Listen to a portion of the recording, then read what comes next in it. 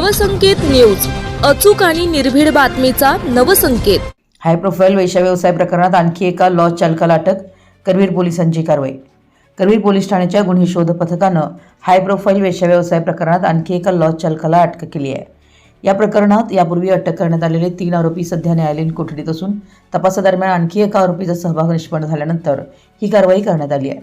कोल्हापूर जिल्ह्याचे पोलीस अधीक्षक निलोत्पल यांच्या आदेशानुसार जिल्ह्यातील अवैध वेश्या व्यवसायाचं समूळ उच्चाटन करण्यासाठी मोहीम सुरू आहे।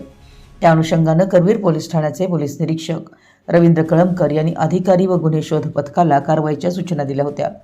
गुप्त माहितीच्या आधारे 11 जुलै 2026 रोजी वाशीगाव हद्दीतील सनराइज लॉजिंग इथं छापा टाकून वेश्या व्यवसायासाठी आणलेल्या एका महिलेची सुटका करण्यात आली होती।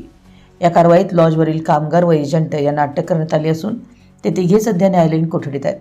तपासादरम्यान आरोपी शहाजी एकनाथ वैद्य उर्फ सागर पाटील राहणारे हेदवडे तालुका भुदरगड याने संबंधित महिलेला कोल्हापुरात आणून पुणे बेंगळूर महामार्गावरील कणेरीवाडी येथील स्वयंभू लॉजमध्ये ठेवलं असल्याचं निष्पन्न झालं। तसेच लॉज मालकाच्या मदतीनं व्हॉट्सॲप ग्रुपद्वारे ग्राहक बोलावून वेश्या व्यवसाय चालवला जात असल्याचे तपासात समोर आले।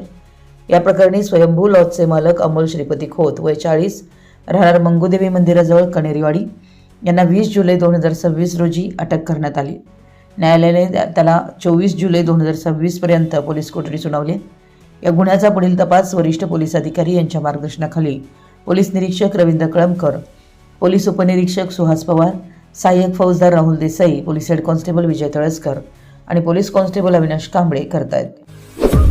आपल्या परिसरातील महत्त्वाच्या बातम्या पाहण्यासाठी आमच्या नवसंकेत न्यूज चॅनलला YouTube वर सबस्क्राइब करा आणि बेल आयकॉन प्रेस करा।